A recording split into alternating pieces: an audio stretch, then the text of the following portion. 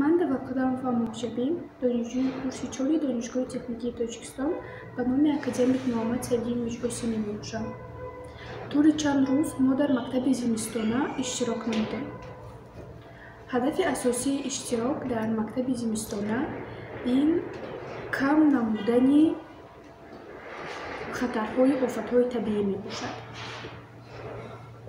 Чӣ хеле ки ба мо маълум аст, ҷумҳурии Тоҷикистон сарзамини кӯҳсор буда, хатар аз ин офатҳои табииро мо бисёр дорем ва мақсади асосӣ вазифаи ҳар як ҷавон дар ҷумҳурии Тоҷикистон ин роҳҳои дурусти ҳал намудани ин мушкилиҳоро ба роҳ мондан мебошад. Тӯли чанд рӯз дар мактаби зимистона бо мутахассисони ин соҳа мо дарсҳои назариявӣ, амалиро гузарондем ва мо аз наздик бо минтақаҳое ки дорои хатарҳои табиӣ мебошанд аз наздик шинос шудем ва роҳҳои бартараф намудани ин мушкилиҳоро низ ба мо омӯзонданд, мо шинос шудем ва дар оянда мо мехоҳем донишҳое ки мо аз ин мактаби зимистона гирифтем ба дигар донишҷӯёни донишгоҳамон